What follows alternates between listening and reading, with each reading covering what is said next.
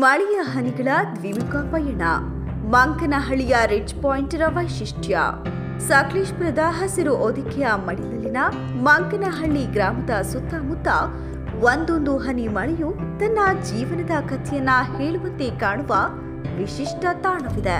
ಈ ತಾಣವನ್ನ ಸ್ಥಳೀಯರು ridge point ಅಂತ ಕರೀತಾರೆ. ಇದರ ವೈಜ್ಞಾನಿಕ ಮಹತ್ವ ಜಗತ್ತಿನಲ್ಲಿ ಅಪರೂಪವಾದಂಥದ್ದು. ಈ ಪ್ರದೇಶದಲ್ಲಿ ಬರುವ ಮಳೆಯ ನೀರಿಗೆ ಎರಡು ಬಗೆಯ ಗಮ್ಯಸ್ಥಾನ. ಈ ಹಸಿರು ಪರ್ವತಗಳಲ್ಲಿ ಬೀಳುವ ಮಳೆಯ ಹನಿ ಒಂದೆಡೆ ಅರಬ್ಬಿ ಸಮುದ್ರದತ್ತ ಪಶ್ಚಿಮಕ್ಕೆ ಹರಿಯುವುದಾದರೆ ಇನ್ನೊಂದೆಡೆ ಬಂಗಾಳ ಕೊಲ್ಲಿಯತ್ತ ಪೂರ್ವಕ್ಕೆ ಪ್ರಯಾಣ ಆರಂಭಿಸುತ್ತೆ. ಇಂತಹ ಸ್ಥಳವನ್ನ ಜಲ ವಿಭಜಕ ರೇಖೆ ಅಥವಾ ವಾಟರ್ ಡಿವೈಡ್ ಅಂತ ಕರೆಯುತ್ತಾರೆ. ಮಂಕನಹಳ್ಳಿ ರಿಡ್ಜ್ ಪಾಯಿಂಟ್ನಲ್ಲಿ ನೀರು ಪಶ್ಚಿಮಕ್ಕೆ ಹರಿದು ಅದು ಕುಮಾರಧಾರ, ನೇತ್ರಾವತಿ ನದಿಗಳ ಮೂಲಕ ಪಶ್ಚಿಮ ಕರಾವಳಿಯ ಅರಬ್ಬಿ ಸಮುದ್ರ ತಲುಪುತ್ತೆ. ಇನ್ನೊಂದೆಡೆ ಪೂರ್ವದತ್ತ ಹರಿಯುವ ನೀರು ಹೇಮಾವತಿ, ಕಾವೇರಿ ನದಿಗಳ ಮೂಲಕ ಬಂಗಾಳ ಕೊಲ್ಲಿಯನ್ನ ಸೇರುತ್ತೆ. ಒಂದೇ ಸ್ಥಳದಲ್ಲಿ ಹುಟ್ಟಿದ ಹನಿಗಳು ಎರಡು ದಿಕ್ಕಿಗೆ ಹರಿದು ಎರಡು ವಿಭಿನ್ನ ಸಮುದ್ರಗಳಲ್ಲಿ ತಮ್ಮ ಅಂತ್ಯ ಕಂಡುಕೊಳ್ಳುವುದು ಭೂಗೋಳಶಾಸ್ತ್ರದ ಅದ್ಭುತ ಅಂಶಗಳಲ್ಲಿ ಒಂದು. ಈ ಪ್ರದೇಶ ಪಶ್ಚಿಮ ಘಟ್ಟದ ಜೀವ ವೈವಿಧ್ಯ ಹಾಟ್ಸ್ಪಾಟ್ ಆಗಿದೆ. ಅಪಾರ ಮಳೆ, ದಟ್ಟ ಅರಣ್ಯ, ಅಪರೂಪದ ಪ್ರಾಣಿಗಳು, ಪಕ್ಷಿ, ಸಸ್ಯಗಳು ಇಲ್ಲಿ ತಮ್ಮ ಮನೆ ಮಾಡಿಕೊಂಡಿವೆ. ಹವಾಮಾನ ಬದಲಾವಣೆ ಮತ್ತು ಅರಣ್ಯ ನಾಶದಿಂದ ಈ ಜಲವಿಭಜಕ ಪ್ರದೇಶದ ಸಂರಕ್ಷಣೆ ಇಂದು ಅತ್ಯಂತ ಅಗತ್ಯವಾಗಿದೆ. ನೀರಿನ ಈ ದ್ವಿಮುಖ ಪಯಣವನ್ನ ಕಾಪಾಡುವುದು ನಮ್ಮ ಹೊಣೆಗಾರಿಕೆಯಾಗಿದೆ.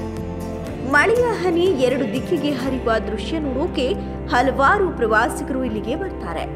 ನೀರು ಸುರಿದು ಹರಿಯುವ ದಿಕ್ಕನ್ನ ಕುತೂಹಲದಿಂದ ನೋಡಿ ಕಣ್ತುಂಬಿಕೊಳ್ತಾರೆ.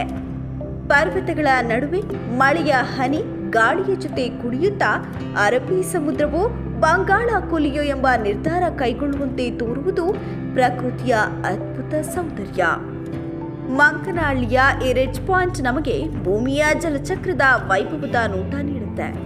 ಮಳೆಯ ಹನಿ ಕೇವಲ ಹನಿಯಲ್ಲ, ಅದು ಪ್ರಕೃತಿಯ ಜಾಲವನ್ನ ಜೋಡಿಸುವ ಜೀವನಾಡಿ.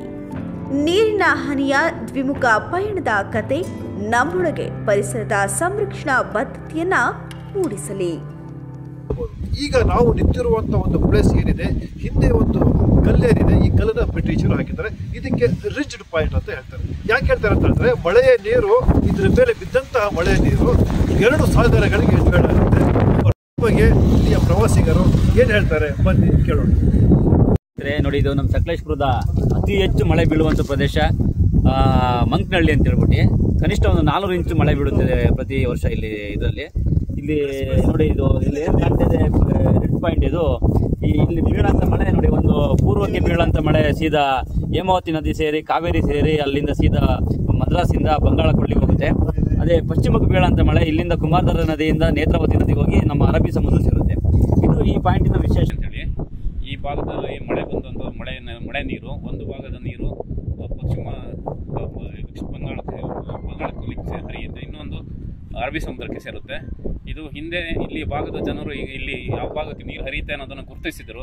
ಅದನ್ನು ಬ್ರಿಟಿಷರು ಅಧಿಕೃತವಾಗಿ ಕಲ್ಲನ್ನು ಇಲ್ಲಿ ಹಾಕಿದ್ದಾರೆ. ಈ ಥರದ್ದು ಸಕಲೇಶಪುರದಲ್ಲಿ 4-5 ಪಾಯಿಂಟ್ಗಳಿದೆ. ರಕ್ಷಿದಿನಲ್ಲಿದೆ, ಅದು ಮಂಜ್ರಾಬಾದ್ ಕೋಟೆಗಲ್ಲು ಆ ಕಡೆ ಬಂದಂಥ ನೀರು ಹರಿಯುತ್ತೆ. ಈ ಕಡೆ ಹೇಮಾವತಿ ಸೇರಿ ಅದು ಬಂಗಾಳ ಕೊಲ್ಲಿಗೆ ಹರಿಯುತ್ತೆ. ಈ ಕಡೆ ಕುಮಾರಧಾರೆಗೆ ಸೇರಿ ಇದು ಅರಬ್ಬಿ ಸಮುದ್ರ ಸೇರುತ್ತೆ. ನಿಮ್ಮ ಹೆಸರು? ನನ್ನ ಹೆಸರು ಸವಿತಾ ಅಂತ ಹೇಳ್ಬಿಟ್ಟು. ಯಾವರು? ನಮ್ದು ಹಾಸನ ಪ್ರವಾಸಿ ತಾಣಗಳ ಬೀಡು ಅಂತ ಹೇಳ್ತಾರೆ. ಬೇಲೂರು ಹಳೆಬೀಡು ಆಗಿರ್ಬೋದು, ನಮ್ಮ ಮಂಜ್ರಾಬಾದ್ ಕೋಟೆ ಆಗಿರ್ಬೋದು, ಮತ್ತೆ ಈಗ ಬಿಸ್ಲೆಘಾಟ್ ನೋಡ್ಕೊಂಡು ಬರ್ತಿದ್ದೀವಿ. ಇದು ಕೂಡ ಒಂದು ಪ್ರಸಿದ್ಧ ತಾಣ ಅಂತ ಹೇಳ್ಬಿಟ್ಟು ಕೆಲವು ಹೇಳಿ ಇದೊಂದು ಪಾಯಿಂಟ್ ಇಲ್ಲಿದೆ ಅನ್ನೋ ವಿಷಯನ ನಮಗೆ ಗೊತ್ತಿರಲಿಲ್ಲ. ತುಂಬ ಚೆನ್ನಾಗಿದೆ, ಬಂದು ನೋಡ್ಕೊಂಡು ಎಲ್ಲರೂ. Thank you. ನನ್ನ ಹೆಸರು ಜೈಬೀಡು ಅಂತೇಳಿ. ಇದು ನಾವು ನಿಂತಿರೋ ಪ್ಲೇಸು ಮಂಕನಹಳ್ಳಿ ಅಂತ ಹೇಳ್ತಾರೆ ಈ ಊರಿಗೆ. ಸೊ ಇದರ ವಿಶೇಷತೆ ಏನಂತಂದರೆ, ಇದು ಬಿಸಿಲೆ ಊರಿದೆ. ಆ ಬಿಸಿಲೆ ರೋಡಲ್ಲಿ ಬಂದರೆ ಈ ಪ್ಲೇಸಿಗೆ ನಾವು ಬರ್ತೀವಿ. ಇವತ್ತು ಸಾಕಷ್ಟು ಜನ ಇಲ್ಲೆಲ್ಲ ಪ್ರವಾಸಿಗರು ಬಂದು ನೋಡ್ತಿದ್ದಾರೆ. ಏನಕ್ಕೆ ನೋಡ್ತಿದ್ದಾರೆ ಅಂದರೆ, ಇದೊಂದು ವಿಶೇಷವಾದ ಸ್ಥಳ. ಯಾಕೆಂತಂದರೆ ಇಲ್ಲಿ ಏನು ಆಗ ಬ್ರಿಟಿಷರು ಏನು ಇದನ್ನು ಕಲ್ಲನ್ನು ಹಾಕಿದ್ದಾರೆ, ಅರಬ್ಬಿ ಸಮುದ್ರ ನೀರು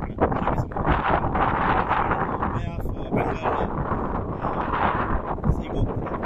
ಹಾಗಾಗಿ ಬಹಳ ಅದ್ಭುತವಾದ ಕಲ್ಪನೆಯಲ್ಲಿ ಇದನ್ನು ಆಗಿನ ಕಾಲದಲ್ಲೇ ಇದನ್ನ ಒಂದು ರಿಸರ್ಚ್ ಮಾಡಿ ಇದನ್ನ ಏನು ಹಾಕಿದ್ದಾರೆ, ಇದು ತುಂಬಾ ನೋಡ್ಬೇಕಾದಂತಹ ಸ್ಥಳ. ಹೆಚ್ಚು ಜನಕ್ಕೆ ಇದರ ಪರಿಚಯ ಇಲ್ಲ, ಯಾರು ಇದನ್ನ ನೋಡಿಲ್ಲ.